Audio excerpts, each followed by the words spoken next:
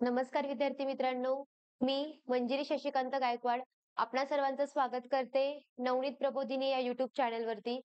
बघा, आपण SSC GD साठी तुमचा एक सराव व्हावा, रिव्हिजन व्हावी यासाठी आपण अतिसंभाव्य प्रश्नसंच चालू केलेला आहे आणि आजचा हा आपला दुसरा भाग आहे. ठीक आहे. मी आशा करते की पहिला भाग आपण सगळ्यांनी पाहिलाच असेल. ठीक आहे.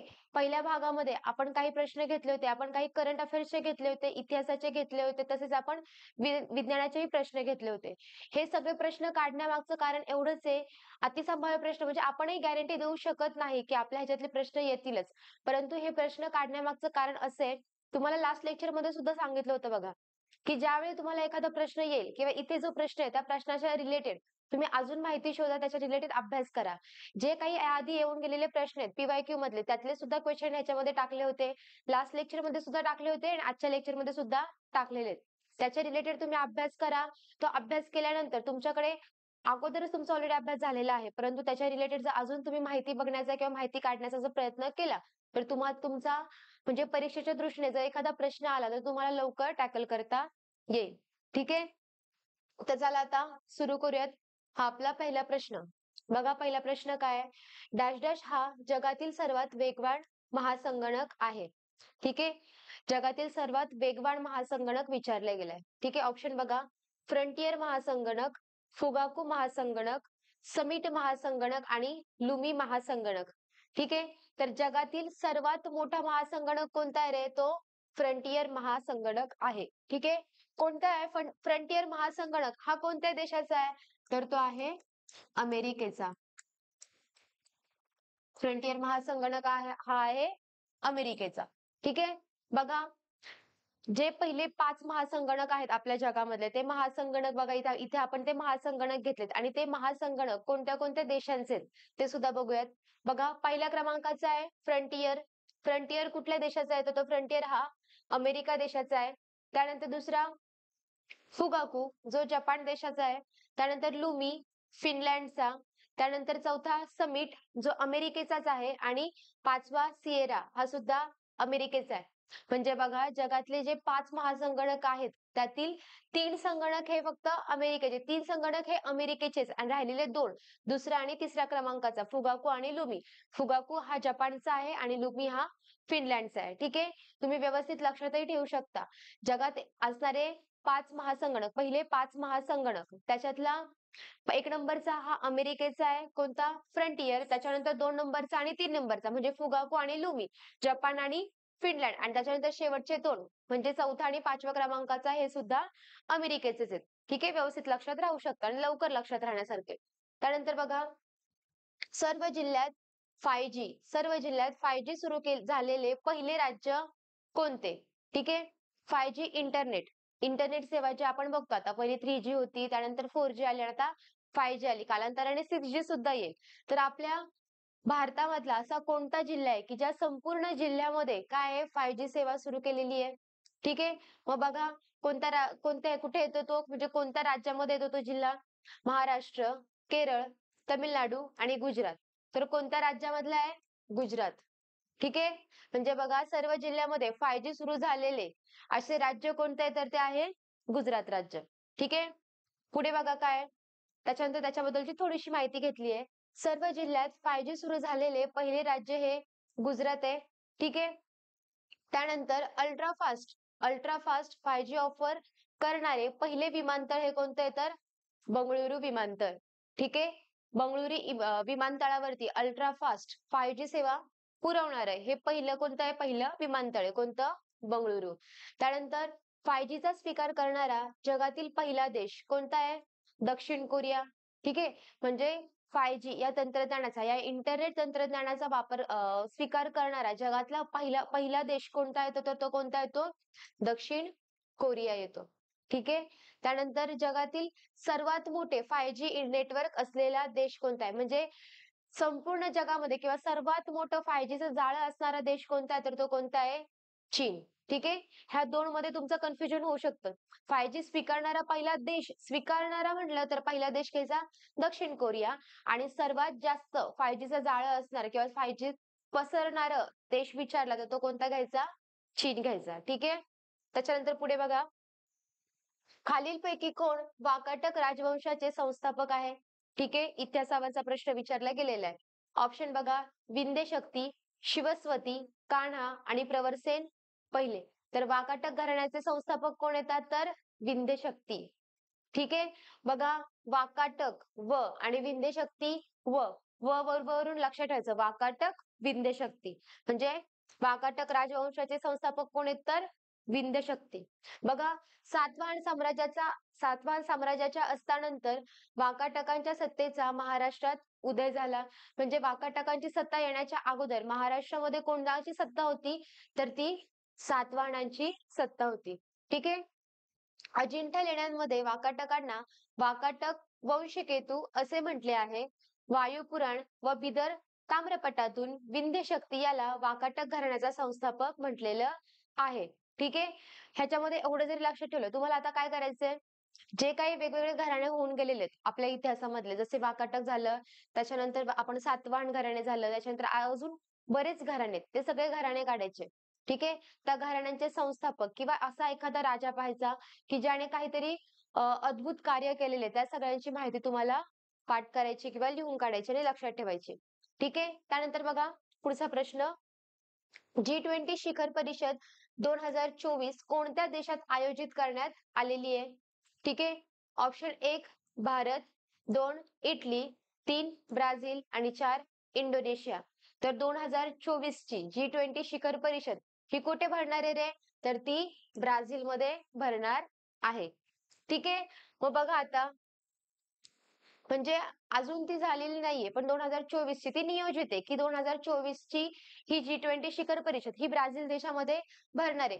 बघा, 2021 मध्ये रोम शहरामध्ये म्हणजे इटली देशामध्ये असणारे जे रोम शहर आहे त्याच्यामध्ये झाली होती.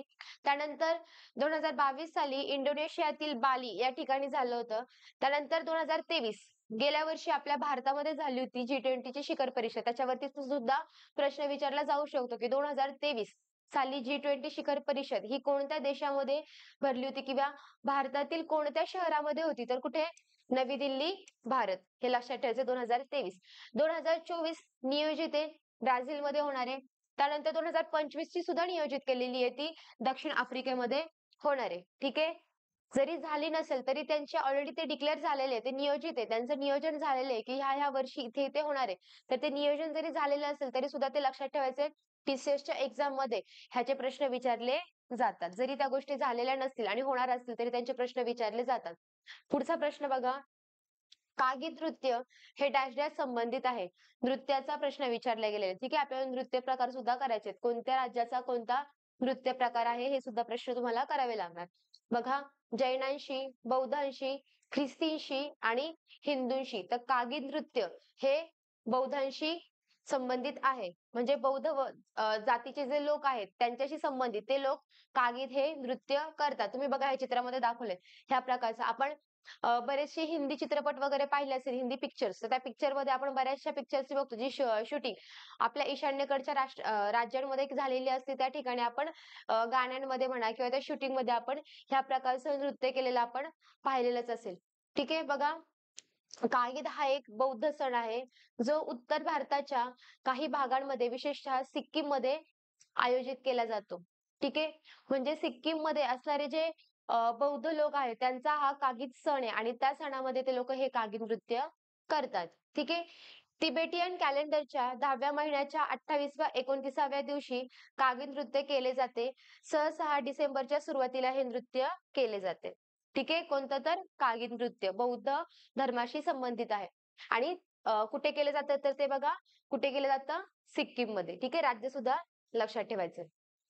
त्यानंतर पुढचा प्रश्न, अकबरने हेमूचा पानिपतच्या दुसऱ्या युद्धामध्ये वर्ष डॅश डॅश मध्ये पराभव केला. युद्धांचा प्रश्न विचारला गेलेला आहे. पानिपतचे जे 3 युद्ध झाले होते ते तीनही युद्ध खूप महत्वाचे आहेत. तुम्हाला काय करायचं, आता पानिपतचे युद्ध घ्यायचे. 3 युद्ध ज्या वर्षी ते युद्ध झाले होते ते तिन्ही वर्ष घ्यायचे.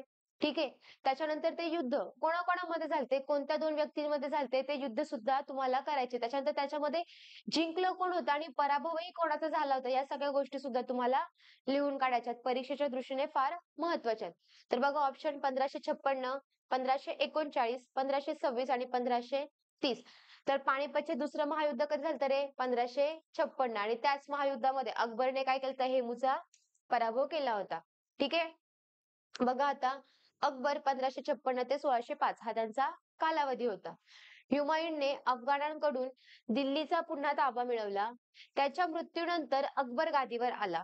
सूर घराण्यातील सुलतान मुहम्मद आदिलशहा याचा सेनापती हेमू याच्याबरोबर 1556 मध्ये अकबराची पानिपत येथे लढाई झाली.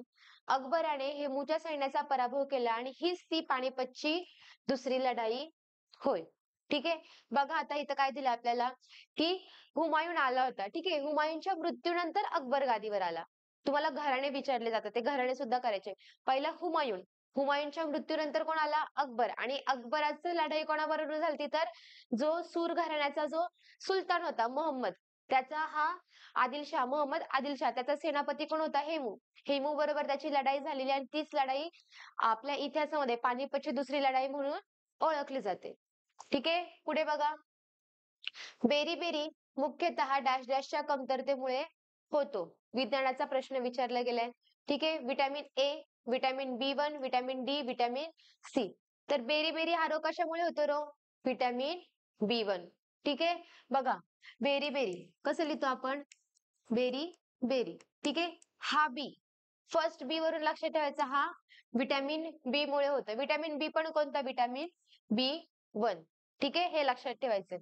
त्यानंतर बघा, आता हा व्हिटॅमिन बी पाहिला आपण. ठीक आहे. हा आपण पाहिलं व्हिटॅमिन B1 मुळे काय होतं तर हा बेरी-बेरी रोग होतो. परंतु व्हिटॅमिन बी1चं शास्त्रीय नाव काय रे? थायमिन. ठीक आहे. त्याचं मुख्य कार्य काय आहे ह्या व्हिटॅमिनचं? शरीराची वाढ करणे, चयापचय क्रिया घडून आणणे. हे कोणाचं काम आहे? तर व्हिटॅमिन B1चं काम आहे. ठीक आहे. अभावामुळे म्हणजे बघा, बेरी-बेरीमुळे काय होतं? जे आपल्या चेतातंतू आहे त्यांचा आजार होतो. बेरी-बेरी या रोगामुळे काय होतं तर बेरी-बेरीमुळे काय होतं तर चेतातंतूचा आजार उद्भवतो. त्याच्यानंतर त्याचे स्रोत काय रे ह्याचे? तर बघा, मांस, दूध, सोयाबीन आणि अंडी हे सगळे काय त्याचे तर स्रोत आहेत. ठीक आहे. पुढे बघा, चित्रपट क्षेत्रातील योगदानासाठी दादासाहेब फाळके जीवनगौरव पुरस्कार कधीपासून सुरू केलेला आहे? ठीक आहे. चित्रपट सृष्टीतला आपण हा खूप मोठा पुरस्कार मानला जातो, दादासाहेब फाळके पुरस्कार.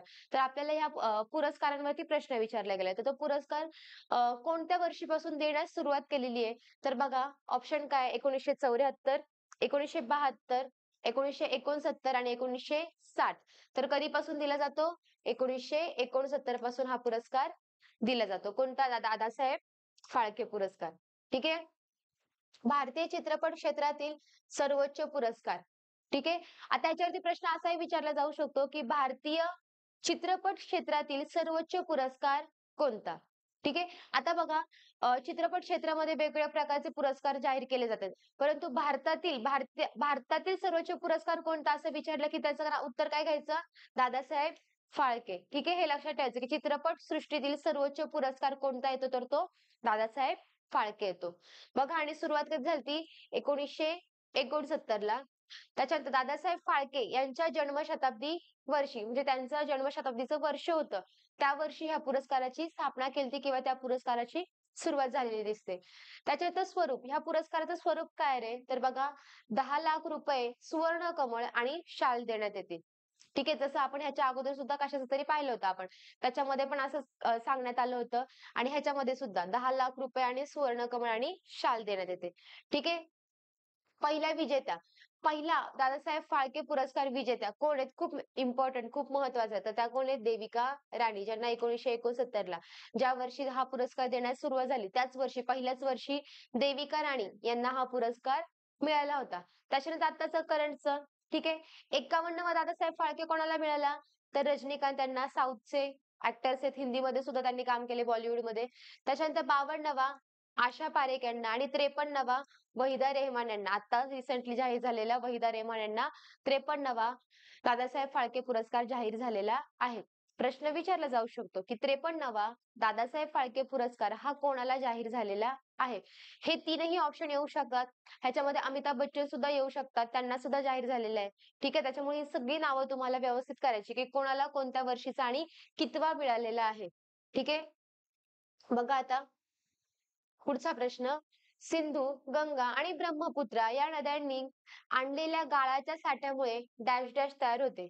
म्हणजे बघा, आपल्या ज्या नद्या आहेत सिंधू, गंगा आणि ब्रह्मपुत्रा या नद्या ज्यावेळेस वाहत येतात, त्या वाहत आल्यानंतर त्या त्यांच्याबरोबर जो गाळ वाहून आणतात, तो गाळ वाहून आणून तो गाळ एका जागी साठून साठून त्या गाळाच्या ठिकाणी काय तयार झालेले आहे, तर बघा द्वीपकल्पीय खंड म्हणजेच पेनिन्सुलर ब्लॉक्स, त्याच्यानंतर उत्तरेकडील मैदान म्हणजेच नॉर्थर्न प्लेन्स, दख्खनचे पठार डेक्कन प्लॅट्यू, हिमालय, अरुणाचल हिमालयास. तर काय तयार झालेले बघा, उत्तरेकडील मैदान. उत्तरेकडील मैदान हे कशामुळे तयार झालेले, तर सिंधू, गंगा आणि ब्रह्मपुत्रा या नद्यांनी वाहून आणलेल्या गाळापासून ते मैदान तयार झालेले. म्हणजे गाळ वाहत आणून आणून ते गाळ एकावर एक साचून तिथे एक प्रकारचं मैदान तयार झालेले. कोणतं, तर उत्तरेकडील मैदान तयार झालेले आहे. ठीक आहे. बघा, सिंधू, गंगा आणि ब्रह्मपुत्रा या मुख्य नद्या व त्यांच्या उपनद्यांनी आणलेल्या गाळाच्या साठ्यांमुळे उत्तर भारतीय मैदानाची निर्मिती झालेली आहे. सिंधू नदीपासून पूर्वेस नामाचा पारवापर्यंत हे मैदान विस्तारलेले आहे. मग ह्या मैदानाचा विस्तार कुठून कुठेपर्यंत झालेला आहे किंवा कुठे या मैदान कुठे आढळतं असा जरी प्रश्न विचारला तरी ते कुठे रे, सिंधू नदीच्या पूर्वेपासून नामाचा बारवा, नामच्या बारवा असं सुद्धा त्याला म्हटलं जातं, तिथपर्यंत हे मैदान विस्तारलेले आहे. पुढे बघा काय आहे? 2011च्या जनगणनेनुसार भारताच्या लोकसंख्येची घनता किती? आता हा एक खूप महत्वाचा टॉपिक आहे. ठीक आहे. कोणता? लोकसंख्या. आत्ताची रिसेंटची जर लोकसंख्या म्हटलं ती कधी झालेली रे, 2011ची लोकसंख्या. त्याच्यामुळे तुम्हाला लोकसंख्या हा टॉपिक तुम्हाला करायचा आहे, ते अभ्यासायचंच आहे. लोकसंख्या म्हटलं की आता काय आलंय, पहिले विचारायचे टॉपचे विचारायचे किंवा सर्वात जास्त सर्वात कमी असं विचारलं जायचं. परंतु आता कुठलाही प्रश्न विचारला जातो आणि जीडीच्या एसएससी जीडीच्या एक्झाम मध्ये आपण सांगू शकत नाही की आपल्याला भारतावरचाच प्रश्न येईल. आपल्याला एखाद्या राज्यावरचा सुद्धा प्रश्न येऊ शकतो.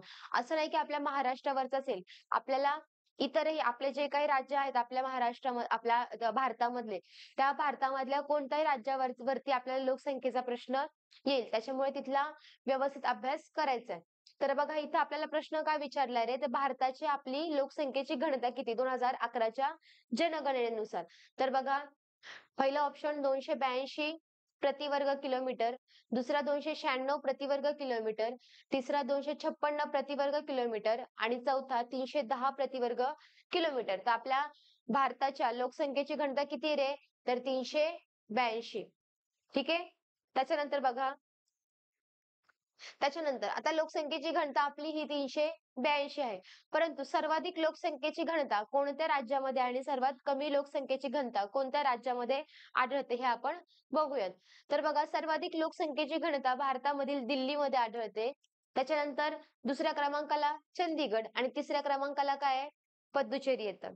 त्याच्यानंतर सर्वात कमी लोकसंख्येची घनता कुठे आढळते रे, अरुणाचल प्रदेश, 2 नंबरला अंदमान निकोबार आणि 3 नंबरला मिझोराम. या ठिकाणी सर्वात कमी लोकसंख्येची घनता.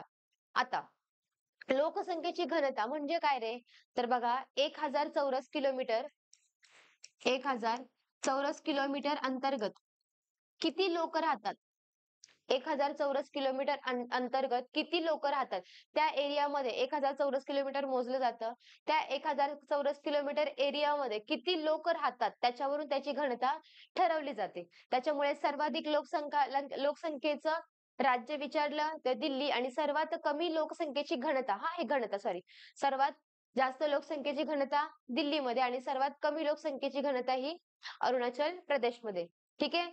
पुढे बघा काय आता, पुढचा प्रश्न. कोणत्या वर्षी खाशाबा जाधव भारतासाठी वैयक्तिक ऑलिम्पिक पदक जिंकणारे प्रथम भारतीय ठरलेले आहे?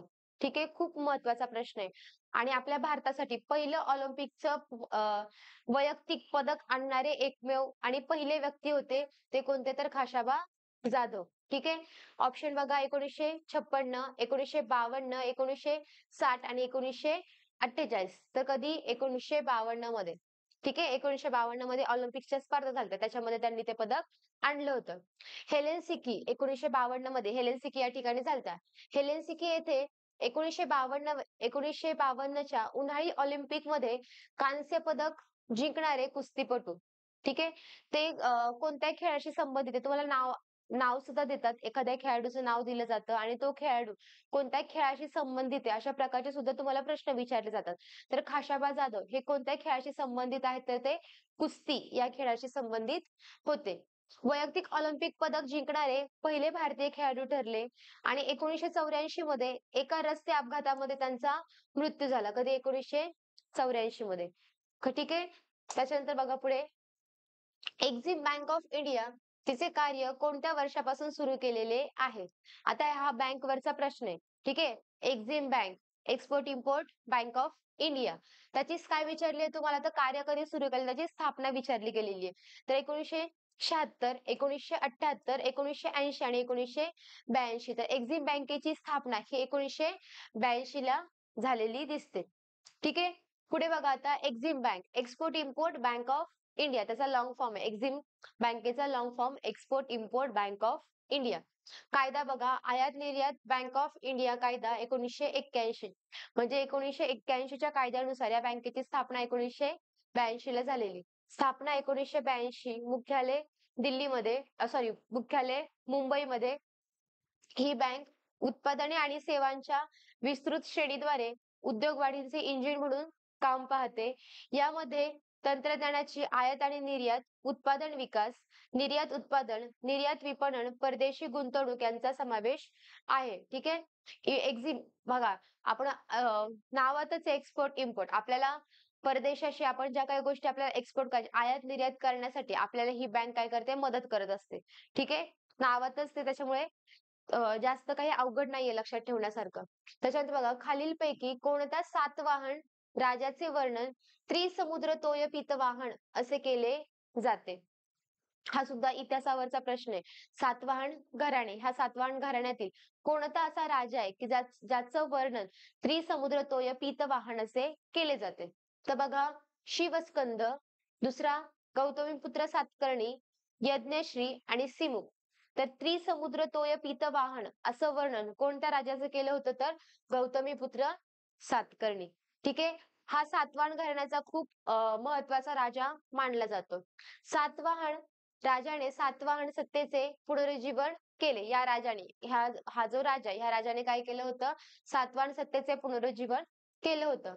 माळव्यापासून दक्षिणेकडे नाशिक प्रशस्ती येथे आपल्या मुलाचे वर्णन करताना त्रिसमुद्र तोय पीतवाहन म्हणजेच ज्याचे घोडे तीनही समुद्राचे पाणी प्यायले आहेत, असे उद्गार गौतमी बलश्री हिने काढले. कोण होती गौतमी बलश्री? तर ही गौतमीपुत्र सातकर्णीची आई होती. ठीक आहे. त्या काळामध्ये काय केलं जायचं, की आईच्या नावावरून त्या मुलांची नावं ठेवली जायची. म्हणजे प्रथम आईचं नाव येणार आणि त्याच्यानंतर त्या मुलाचं नाव येणार. जसं गौतमीपुत्र, त्याच्या आईचं नाव गौतमी होतं, म्हणून गौतमीपुत्र सातकर्णी असं त्याचं नाव ठेवण्यात आलं होतं. तुम्हाला हे त्रिसमुद्र तोय पीतवाहन याचा अर्थ काय, तो सुद्धा तुम्हाला लक्षात ठेवायचा आहे, की ज्याचे घोडे तीनही समुद्राचे पाणी प्यायले आहेत, असा. म्हणजेच कोण? त्रिसमुद्र तोय पीतवाहन. त्याच्यानंतर बघा, सातवाहन राजवटीतला सर्वात प्रसिद्ध राजा होता. हा सातवाहन घराण्यातला सर्वात प्रसिद्ध राजा होता. सातवाहन काळात स्त्री अधिक महत्व होते, म्हणजे स्त्रीला अधिक महत्व होते, कारण नाव हे आईच्या नावावरून ठेवले जात असत. ठीक आहे. आता आपण आत्ताच पाहिलं त्याच्या नावावरून, की गौतमीपुत्र सातकर्णी. आईचं नाव आधी द्यायचे, त्याच्यानंतर मुलांचं नाव द्यायचे. म्हणजेच काय, तर त्या काळामध्ये एका स्त्रीला फार महत्व दिलं जायचं आणि म्हणूनच तिच्या मुलाचं नाव हे तिच्या नावावरून ठेवलं जायचं. ठीक आहे. पुढे बघा आता काय, गुजरातमधील डॅश डॅश गावात एका मतदारासाठी मतदान केंद्र उभारले गेलेले. हा क्वेश्चन आपल्याला विचारला गेलेला आहे, हा करंट वरचा क्वेश्चन आहे. ठीक आहे. म्हणजे गुजरात राज्यामधील एका गावातील गावामध्ये एका मतदारासाठी तिथे काय केलं होतं, त्यांना मतदार केंद्र उभारावं लागलं होतं. तर ते कुठे? बानेज, सरहसा, साबरमती आणि यांपैकी नाही, तर बानेज गावात. ठीक आहे. बानेज गावामध्ये बघा, बाणेज गावात गुजरातमधील गीर सोमनाथन जिल्ह्यामध्ये गीर जंगलाच्या आत.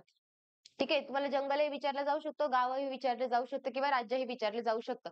लक्षात ठेवायचंय की गीर जंगल जे आहे आपल्या गुजरातमध्ये, त्या गीर जंगलामध्ये बाणेज गाव आहे. त्या बाणेज गावामध्ये एका मतदारासाठी त्यांना काय करावं लागलं होतं, तर मतदान केंद्र उभारावं लागलं होतं. आणि ही पहिल्यांदाच गोष्ट झाली होती, की एका व्यक्तीसाठी काय केलं गेलं होतं, मतदान केंद्र उभारावं लागलं होतं. ठीक आहे. बघा आता पुढे, अंदमान आणि निकोबारच्या 21 अज्ञात बेटांना डॅश डॅश पुरस्कार विजेत्यांची नावे देण्यात आलेली आहे. हा एक महत्वाचा प्रश्न आहे. ठीक आहे, की अंदमान निकोबार जे आहेत बेटे त्यातली काही 21 अज्ञात बेटांना कोणत्या एक पुरस्कार, तो पुरस्कार प्राप्त 21 व्यक्तींची त्यांना काय देण्यात आलेली आहे, तर त्या बेटांना नावं देण्यात आलेली आहेत. तर तो कोणता पुरस्कार होता? भारतरत्न पुरस्कार, वीर पुरस्कार, परमवीर चक्र पुरस्कार की पद्म पुरस्कार? तर परमवीर चक्र पुरस्कार विजेते. आतापर्यंत 21 जणांनाच आतापर्यंत फक्त 21 जणांनाच परमवीर चक्र पुरस्कार मिळालेला आहे आणि हा लष्करातील सर्वोच्च पुरस्कार मानला जातो. बघा पुढे, सुभाषचंद्र बोस यांच्या 126व्या जयंतीनिमित्त 23 जानेवारी 2023 रोजी, लक्षात ठेवण्यासारखं सोपं आहे, 23 जानेवारी 2023, 23/1/23 रोजी पराक्रम दिनाच्या निमित्ताने हा पुरस्कार काय किंवा हे नावं त्यांना देण्यात आली होती. परमवीर चक्राबद्दलची आता थोडीशी माहिती बघूयात. भारताचा सर्वोच्च लष्करी सन्मान, भारतातील सर्वोच्च लष्करी सन्मान किंवा भारताचा सर्वोच्च लष्करी पुरस्कार कोणता, असाही प्रश्न विचारला जाऊ शकतो. त्याचं उत्तर काय येणार आहे, तर परमवीर चक्र पुरस्कार. ठीक आहे, आतापर्यंत 21 वेळा हे पदक प्रदान केलेले आहे. 21 विजेत्यांपैकी 20 भारतीय लष्करांचे आणि 1 भारतातील वायुसेनेचे आहे. म्हणजे बघा, भारतीय लष्करामधील 20 जणांना आणि वायुसेनेतील एका जणाला हा पुरस्कार प्रदान केलेला आहे. असं आतापर्यंत आपल्या भारतातील फक्त 21 जणांना परमवीर चक्र पुरस्कार प्रदान केलेला आहे.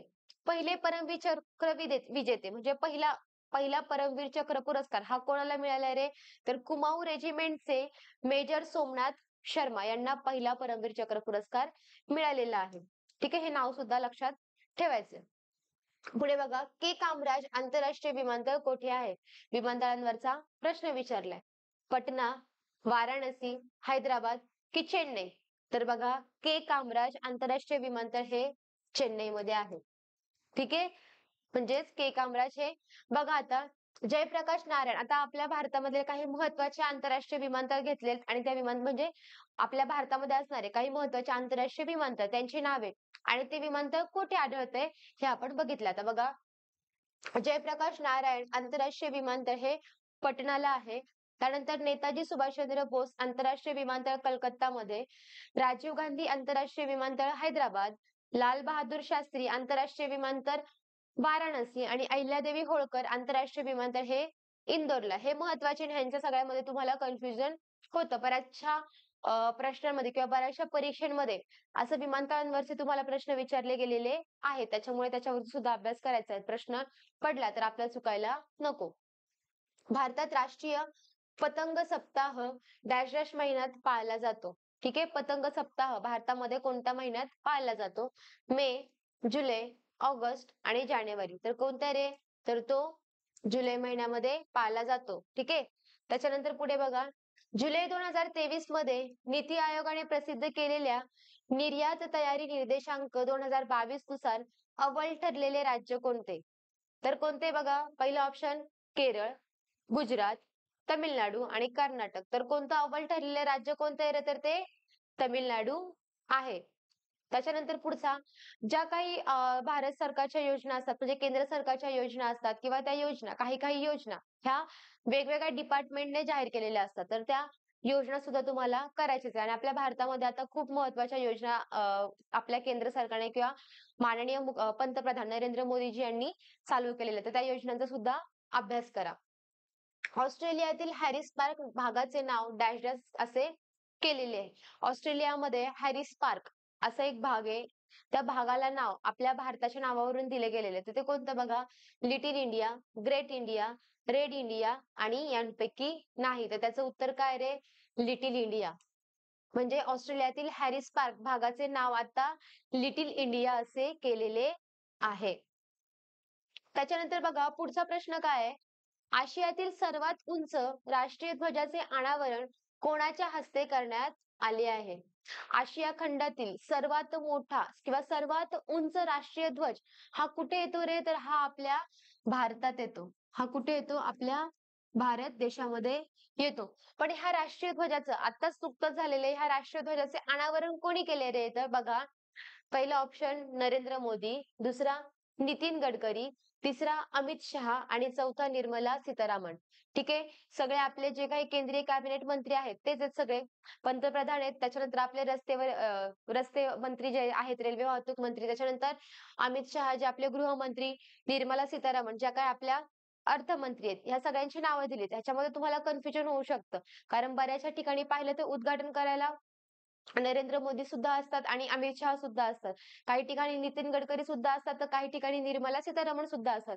काहींचं नाव थोड्या कमी प्रमाणामध्ये आढळतं, परंतु ही 3 नावं जी आहेत, ती मोठ्या प्रमाणामध्ये असतात, की काही मेन जे आहेत, मोठी-मोठ्या ठिकाणाचं जो उद्घाटन करायचं म्हटलं, तर ही 3 नावं तुम्हाला खूप जास्त ठिकाणी आढळून येतील. तर आशियातील सर्वात उंच राष्ट्रीय ध्वजाचे अनावरण कोणी केलंय? तर ते कोणी केलंय? नितीन गडकरी यांनी केलेले. ठीक आहे. बघा आता सर्वात उंच राष्ट्रीय ध्वजाचे नितीन गडकरी यांच्या हस्ते वाघा अटारी बॉर्डरवर अनावरण केलेले आहे. आता या ध्वजाची उंची किती आहे रे? तर या ध्वजाची उंची 418 फूट इतकी आहे. पहिलं हा वाघा अटारी बॉर्डर कुठे रे? आपल्या भारत पाकिस्तान बॉर्डर वरती येतं. ठीक आहे. आपला जो भारत पाकिस्तानचा बॉर्डर आहे, आपल्या भारत पाकिस्तानचं जे जे बॉर्डर आहे, त्या बॉर्डरला वाघा अटारी बॉर्डर असं नाव देण्यात आलेलं आहे आणि त्या बॉर्डर वरतीच आपला आशियातील सर्वात मोठा ध्वज, सर्वात उंच ध्वज नितीन गडकरी यांच्या हस्ते त्याचं अनावरण करण्यात आलेलं आहे. 418 फूट उंच आहे तो. त्याच्यानंतर आशियातील म्हणजे तो ध्वज आशियातील सर्वात उंच आणि जगातील 10वा सर्वात उंच ध्वज आहे. म्हणजे बघा, हा जो आपला ध्वज आहे, आपला राष्ट्रीय ध्वज हा आशियातील सर्वोच्च तर आहेच, परंतु जगातील एकूण 10 जे ध्वज आहेत, त्या 10 ध्वजांपैकी हा 10वा ध्वज मानला जातो. पुढे बघा कोणता प्रश्न आहे. Home in the world. Home in the world हे आत्मचरित्र कोणाचे आहे? हे आत्मचरित्र कोणाचे तुम्हाला विचारले गेलेले. एक पुस्तक आहे, त्या पुस्तक कोणाचे आहे? त्या पुस्तकाचे म्हणजे ते आत्मचरित्र, ते आत्मचरित्र कोणाचे? बघा ऑप्शनला काय आहे? सी.डी. देशमुख, अमर्त्य सेन, एम.एस. स्वामीनाथन आणि सुरेश तेंडुलकर. सगळी नावं ही तुम्हाला अर्थशास्त्राशी निगडीत दिसणार आहेत. तर ह्याचा आन्सर काय रे? Amartya Sen. Amartya Sen. Home in the world हे अमर्त्य सेन यांचं काय आहे? आत्मचरित्र आहे. बघा आता अमर्त्य सेन यांच्याबद्दल आपण थोडीशी माहिती बघूयात. अमर्त्य सेन हे बंगाली भारतीय अर्थशास्त्रज्ञ व तत्वज्ञ आहेत. यांना कल्याणीभिमुख अर्थशास्त्रज्ञ व सामाजिक पर्याय सिद्धांत या विषयातील कार्यासाठी इसवी सन 1998 सालचे अर्थशास्त्रातील नोबेल पारितोषिक मिळालेले आहे.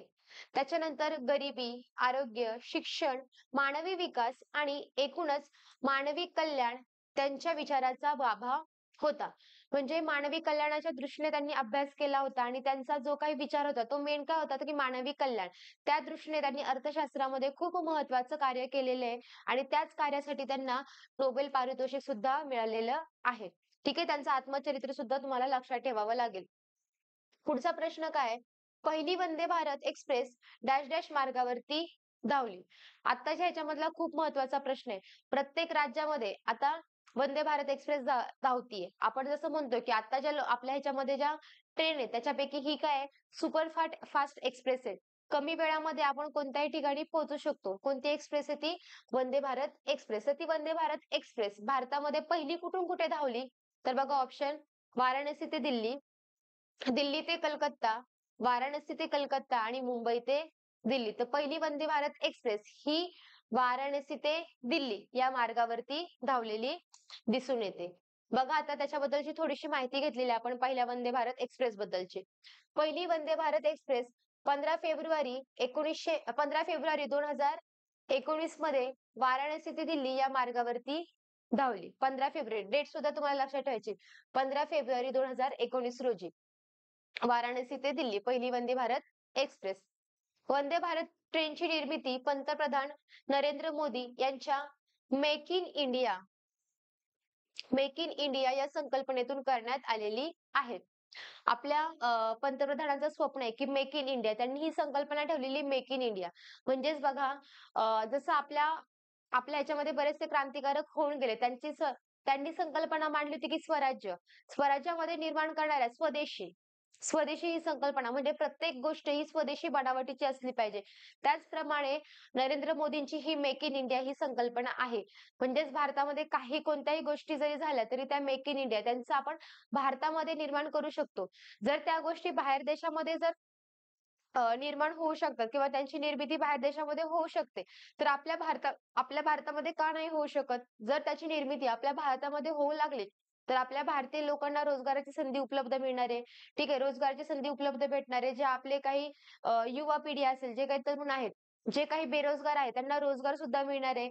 या दृष्टीने नरेंद्र मोदींनी ही मेक इन इंडियाची संकल्पना केलेली आहे आणि याच संकल्पनेमधून ही वंदे भारत एक्सप्रेस काय झालेली सुरू झालेली दिसते.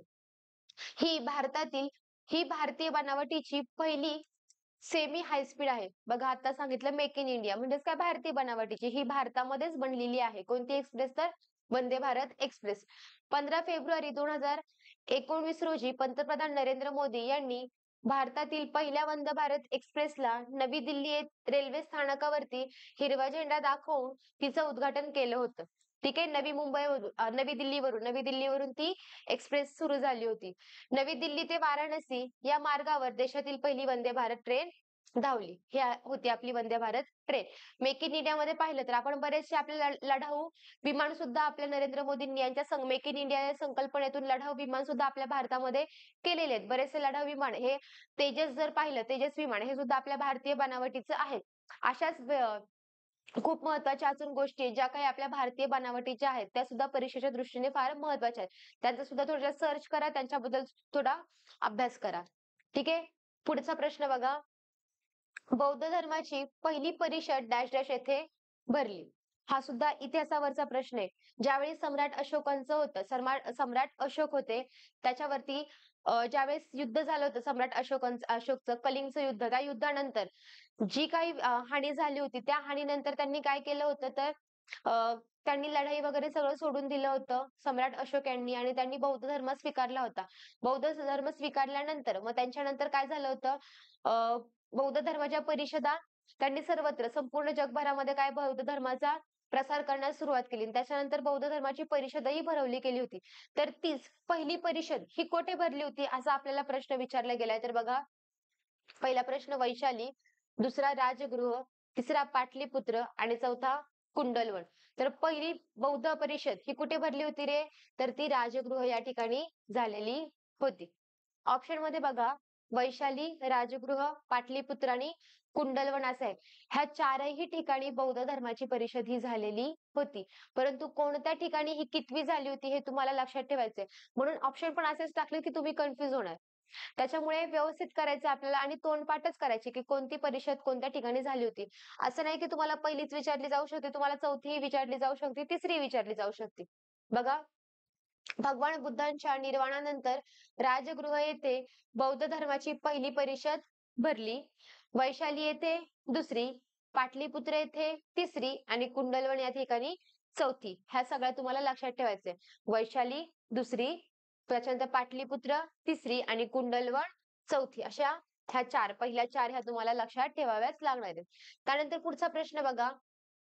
फातिमा बीबी फातिमा बीबी यांनी कोणत्या राज्याचे राज्यपाल म्हणून काम केलेले आहे? ठीक आहे. हा सुद्धा कशावरचा प्रश्न विचारला गेलेला आहे तर हा सुद्धा करंट बेसवरचा प्रश्न विचारला गेलेला आहे. तर बघा आता, फातिमा बीबी कोण होत्या रे फातिमा बीबी? ठीक आहे, आपल्या सर्वोच्च न्यायालयाच्या पहिल्या महिला न्यायाधीश होत्या त्या. पहिल्या महिला न्यायाधीश. ठीक आहे. आणि एवढ्या मोठ्या पदावरती सर्वोच्च न्यायालयाच्या न्यायाधीश म्हणून पदावरती जाणाऱ्या त्या एकमेव महिला ठरलेल्या आहेत. कोणत्या? तर मीरा फातिमा बीबी. त्यांच्यावरती आणि त्यांचं आता नुकतंच निधन झालेलं आहे. त्याच्यामुळे त्यांच्यावरती प्रश्न विचारला जाऊ शकतो. व्यक्तिविशेष मध्ये हा प्रश्न विचारला जाऊ शकतो. आपल्याला व्यक्तिविशेष मध्ये सुद्धा प्रश्न विचारले जातात. तर व्यक्तिविशेष मध्ये हा प्रश्न तुम्हाला विचारला जाऊ शकतो. तर बघा, त्यांनी ज्यावेळी त्या सर्वोच्च न्यायालयामध्ये न्यायाधीश होत्या, त्याच्यानंतर त्यांनी एका राज्यामध्ये राज्यपाल म्हणून सुद्धा काम केले होते. त्या कोणत्या राज्याच्या राज्यपाल होत्या? कर्नाटक, महाराष्ट्र, तमिळनाडू की झारखंड? तर त्या तमिळनाडू तमिळनाडू या राज्याच्या राज्यपाल म्हणून त्यांनी काम केलेलं आहे. बघा त्यांच्याबद्दलची आपण थोडीशी माहिती बघूया. सर्वोच्च न्यायालयाच्या पहिल्या महिला न्यायाधीश फातिमा बिबी यांचं निधन. वयाच्या 96व्या वर्षी त्यांनी अखेरचा श्वास घेतला. बघा वयाच्या 96व्या वर्षी त्यांचं काय झालेलं आहे, निधन झालेलं. आपण पाहिलं की आता नुकतंच त्यांचं निधन झालेलं आहे. त्यांचा जन्म 30 एप्रिल 1927 रोजी केरळमधल्या महिट्टा या गावात झाला. तुम्हाला त्यांचा जन्मगाव सुद्धा विचारलं जाऊ शकतं. ठीक आहे. कोणत्या राज्यामध्ये त्यांचा जन्म झाला होता? तर त्या कोणत्या राज्यामध्ये त्यांचा जन्म झाला होता? तर तो केरळ राज्यामध्ये त्यांचा जन्म झाला होता. 6 ऑक्टोबर 1989 मध्ये त्यांना सर्वोच्च न्यायालयामध्ये न्यायाधीश म्हणून त्यांची निवड झालेली होती. 6 ऑक्टोबर 1989 मध्ये. 1989 मध्ये त्या सर्वोच्च न्यायालयाच्या न्यायाधीश म्हणून त्यांची नियुक्ती झाली होती. भारतातून एवढ्या मोठ्या पदावर जाणाऱ्या त्या पहिल्या महिला होत्या. आताच तुम्हाला सांगायचं की एवढ्या मोठ्या पदावरती जाणाऱ्या त्या एकमेव महिला होत्या. कोणत्या तर? फातिमा बिबी ह्या होत्या. त्याच्यात 29 एप्रिल 1992 रोजी त्या सेवानिवृत्त झाल्या. दरम्यान त्यांनी 1997 ते 2001 या काळामध्ये तामिळनाडूच्या राज्यपाल म्हणून त्यांनी काम केलेलं आहे. 1997 ते 2001 मध्ये. ठीक आहे. हे सुद्धा लक्षात ठेवायचंय. त्यांचा जन्म केरळमध्ये झाला होता आणि त्यांनी राज्यपाल म्हणून कोणत्या राज्याचे राज्यपाल म्हणून काम केलेले? तर तमिळनाडू या राज्याचे राज्यपाल म्हणून काम केलेले. सर्वोच्च न्यायालयाच्या पहिल्या महिला न्यायाधीश कोण होत्या? तर पहिल्या महिला न्यायाधीश ह्या फातिमा बिबी. फातिमा बिबी होत्या. दुसरी एक गोष्ट लक्षात ठेवायची की सर्वोच्च न्यायालयामध्ये अजूनपर्यंत एकही महिला सरन्यायाधीश झालेली नाहीये. एकही महिला सरन्यायाधीश न्यायाधीश झालेली नाहीये. त्यांनी न्यायाधीश पद मिळवलं होतं, परंतु सरन्यायाधीश हे पद अजूनपर्यंत एकही महिलेने मिळवलेलं नाहीये. ठीक आहे. हे व्यवस्थित लक्षात ठेवा. त्याच्यानंतर हा पुढचा प्रश्न सुद्धा काय विचारलाय बघा, करंट बेस विचारला गेलेला आहे. वैशाली रमेश बाबू ग्रँड मास्टर बनणारी भारतातील कितवी महिला बनली आहे? ठीक आहे. ग्रँड मास्टर पद हे मिळवलेलं आहे त्यांनी ते किताब. आणि वैशाली रमेश बाबू हा ग्रँड मास्टर बनणाऱ्या भारतातील कितव्या महिला आहेत? तर बघा पहिल्या, दुसरी, तिसरी आणि पाचवी. तर ती कितवी आहे? तिसरी आहे. या आहेत वैशाली रमेश बाबू. हा त्यांचा प्रज्ञानंद हा भाऊ यांनी सुद्धा याच वर्षीचा ग्रँड मास्टर हा किताब मिळवलेला आहे आणि त्यांची आई आहे. ठीक आहे. बघा आता त्यांच्याबद्दल थोडीशी माहिती. रमेश बाबू वैशाली बनले 84वे ग्रँड मास्टर. ठीक आहे. रमेश बाबू वैशाली एक भारतीय बुद्धिबळ ग्रँड मास्टर आहे. ग्रँड मास्टरचे विजेतेपद मिळवणारी ती भारतातील तिसरी महिला आहे. ग्रँड मास्टरचे विजेतेपद पटकावून वैशाली आणि तिचा भाऊ प्रज्ञानंद यांनी हे विजेतेपद पटकावलेले आहे. ही जोडी इतिहासातील पहिली ग्रँड मास्टर भाऊ बहीण जोडी बनलेली आहे. भारताच्या इतिहासामध्ये पहिल्यांदाच असं झाले की दोघे सख्खे बहीण भाऊ हे एकाच वर्षामध्ये भारतातले ग्रँड मास्टर बनलेले आहेत. हा इतिहासामध्ये पहिल्यांदा झालेले एकाच घरातील सख्खे बहीण भाऊ ग्रँड मास्टर बनलेले. त्याच्यामुळे त्याच्यावरती प्रश्न येण्याची दाट शक्यता आहे. असंच नाही की जीडीला येऊ शकतो, तर आता आगामी येणारी पोलीस भरती असेल, एमपीएससी युपीएससीच्या एक्झाम असेल, कोणतीही आपल्या ह्या स्पर्धा परीक्षा असेल त्यांच्यावरती हे प्रश्न विचारले जाऊ शकतात. त्याच्यामुळे व्यवस्थित त्यांच्यावरती अभ्यास करा. पुढचा प्रश्न, हा सुद्धा प्रश्न कशावरती विचारला गेलेला आहे? हा सुद्धा करंटचा प्रश्न आहे. Time person of the year 2023, time person of the year 2023 महिला गायिका स्विफ्ट टेलर कोणत्या देशाच्या आहेत? ठीक आहे. Time person of the year हा किताब मिळवणाऱ्या ह्या स्विफ्ट टेलर ह्या एक गायिका आहेत आणि त्या कोणत्या देशाच्या आहेत असा प्रश्न तुम्हाला विचारला गेलेला आहे. तर बघा USA, UAE, UK आणि USSR. तर त्या कुठल्या आहेत? तर त्या USA आहेत, अमेरिकेच्या आहेत. पुढे बघा, युनेस्कोच्या सांस्कृतिक वारसाच्या यादीत भारतातील कोणत्या नृत्याचा समावेश करण्यात आलेला आहे? आता आपण युनेस्को बघतो. ठीक आहे. तर युनेस्को मध्ये वेगवेगळ्या ठिकाणांचा त्याच्यामध्ये काय होतं रे समावेश होतो. परंतु त्याच्या युनेस्कोच्या सांस्कृतिक वारसा यादीमध्ये आपल्या भारतातील एका नृत्याचा समावेश झालेला आहे. तर ते कोणतं नृत्य आहे बघा? तर भांगडा, गरबा, लावणी आणि कथ्थक. तर त्याचा आन्सर काय रे? गरबा. आता दुसरा, गरबा हा नृत्य प्रकार कुठला आहे रे? तर गरबा हा नृत्य प्रकार गुजरात राज्यातला आहे. गुजरातमध्ये गरबा हे नृत्य प्रसिद्ध आहे किंवा त्या राज्याचा तो नृत्य प्रकार आहे. आणि ह्या गरब्याला काय भेटलेले तर युनेस्कोच्या सांस्कृतिक वारसाच्या यादीमध्ये त्याचं नाव नोंदविलं गेलेलं आहे. बघा आता युनेस्कोच्या सांस्कृतिक वारशांच्या यादीत गुजरातच्या गरब्याचा समावेश. युनेस्कोच्या सांस्कृतिक वारसाच्या सूचीमध्ये गुजरातच्या गरब्याचा समावेश करण्यात आलेला आहे. या यादीत सामील होणारा गुजरातचा गरबा हा भारतातला 15वा वारसा आहे. ठीक आहे, कितवा आहे तर हा भारतातला 15वा आहे. युनेस्को म्हणजे काय तर युनेस्को म्हणजे संयुक्त राष्ट्र शैक्षणिक, वैज्ञानिक आणि सांस्कृतिक संस्था आहे. युनेस्कोची स्थापना तुम्हाला विचारलं जाऊ शकता, हे महत्वाचं. युनेस्कोची स्थापना कधी झाली? युनेस्कोची स्थापना ही 16 नोव्हेंबर 1945 रोजी झालेली आहे. आणि भारत युनेस्कोचा सदस्य कधी बनला तर भारत 1946 मध्ये युनेस्कोचा सदस्य बनलेला दिसून येतो. ह्याची स्थापना सुद्धा खूप महत्वाची आहे युनेस्कोची. ठीक आहे, आता बघा पुढचा प्रश्न काय रे? वुचेरेरिया बँक्रॉप्टी हे डॅश डॅश साठी कारणीभूत आहे. हा सायन्सचा विज्ञानाचा क्वेश्चन विचारला गेलेला आहे. बघा, अमिबाजन्य विकार, हत्ती रोग, ज्याला फिलेरेरियासिस असे म्हणतात, त्याच्यानंतर शीत ज्वर आणि डेंग्यू ज्वर. तर वुचेरेरिया हा कोणता आहे रे तर हा हत्ती रोगाशी संबंधित आहे. पुढे बघा काय त्याच्याबद्दलची आता थोडीशी माहिती बघूयात आपण. हत्ती रोगाचा प्रसार सुतासारखा दिसणाऱ्या परोपजीवी कृमीमुळे होतो. भारतामध्ये 98% रुग्णांमध्ये हत्ती रोगाचा प्रसार वुचेरेरिया बँक्रॉप्टी या परजीवी कृमीमुळे झालेला आढळून येतो. हा रोग क्लुसेक विचकी फॅसिएट्स या नावाच्या अळ्यांमुळे होतो. या अळ्या डासांच्या चाव्यामुळे पसरतात. हा काय तर हत्ती रोग. हत्ती रोग म्हणजे हत्ती रोग आपण पाहिलेला आहे की बघा पाय वगैरे सुजतात, असे खूप मोठे मोठे सुजतात. हत्तीच्या पायासारखे ते लोकांचे पाय होतात म्हणून त्याला हत्ती पाय रोग असे म्हटलं गेलेलं आहे. त्याच्यानंतर हत्ती रोग दिन असा सुद्धा साजरा केला जातो. तो कधी साजरा केला जातो? 5 ऑगस्ट रोजी हत्ती रोग दिन साजरा केला जातो. त्याच्यानंतर महाराष्ट्रामध्ये वर्धा खूप महत्वाचे आहे. महाराष्ट्रामध्ये वर्धा येथे हत्ती रोग संशोधन केंद्र आहे. महाराष्ट्रामधलं एकमेव हत्ती रोग संशोधन केंद्र कोणतं असं जरी विचारलं तरी ते कोणतं आहे रे तर ते आहे वर्धा या ठिकाणी. ठीक आहे, बघा आता पुढे T20 विश्वचषक अंडर-19 महिला 2023 विजेता संघ कोणता? 2023 T20 अंडर-19 विश्वचषक महिला 2023 विजेता संघ कोणता? बघा, ऑप्शन 1 ऑस्ट्रेलिया, 2 इंग्लंड, 3 दक्षिण आफ्रिका आणि 4 भारत. तर कोणता आहे रे? आपला भारत देश. 2023 T20 विश्वचषक T20 वर्ल्ड कप अंडर-19 चा विजेता संघ कोणता राहिलेला? तो कोणता राहिलेला? आपला भारत देश राहिलेला आहे.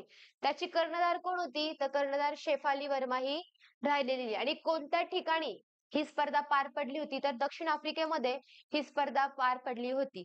त्याच्यानंतर ही स्पर्धा कोणत्या कोणत्या 2 देशांमध्ये झाली होती? तर भारत आणि इंग्लंड या 2 देशांमध्ये झाली होती.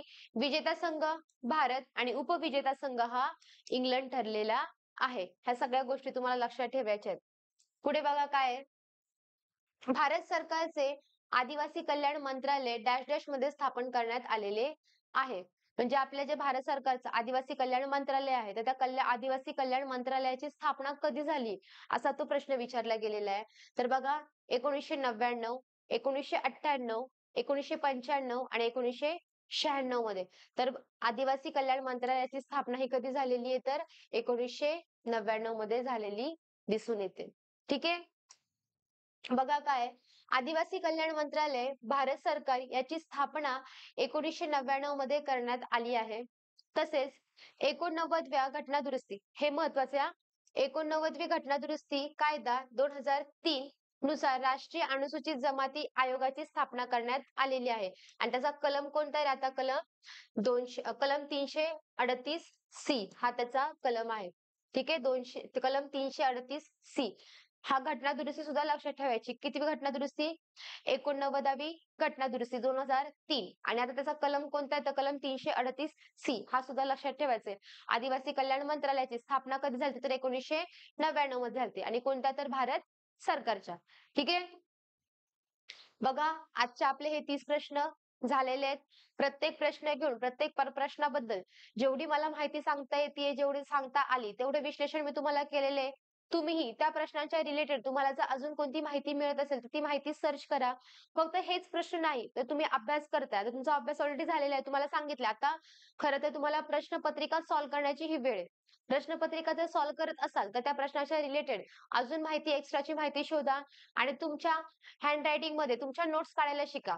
ज्यावेळेस तुम्ही तुमच्या ह्याच्यामध्ये नोट्स काढता, त्यावेळी ते तुमच्या कधीच आपण विसरून जात नाही. त्या नेहमी तुमच्या लक्षात राहतात. ठीक आहे. आणि ज्यावेळेस अभ्यास करणार, रिव्हिजन करणार, त्या नोट्स एकदा डोळ्याखालून रोज काढत चला. रोज-रोज ते प्रश्न डोळ्यासमोरून तुमच्या गेले, की तुम्हाला परीक्षेला ते व्यवस्थित आठवणार आहे. बघा, आता आजचं हे लेक्चर आपलं झालेलं आहे. हे लेक्चर मी आशा करते, की हे लेक्चर तुम्ही तुमच्या मित्र-मैत्रिणींना सुद्धा शेअर करत असाल, जेणेकरून त्यांनाही त्याचा फायदा होत असेल. कधीही स्वार्थीपणा करायचा नाही. आपल्याला येते, आपल्याला फायदा होतोय. याचा अर्थ असा नाही, की ह्याचा फायदा दुसऱ्याला होऊ नये. आपल्यालाही फायदा होतोय, तर आपल्या मित्र-मैत्रिणींनाही पाठवा, जेणेकरून त्यांनाही या सगळ्या गोष्टीचा फायदा होईल. तुम्ही जर कुठे भरती झालात, तर त्यांनाही भरती झालं पाहिजे. फक्त आपला स्वतःचा विचार करू नका, इतरांचाही विचार करा आणि हे लेक्चर तुमच्या मित्र शेअर करा. आणि व्हिडिओ जर तुम्हाला आवडत असतील, तर नक्की लाईक आणि कमेंट्स करायला विसरू नका. धन्यवाद.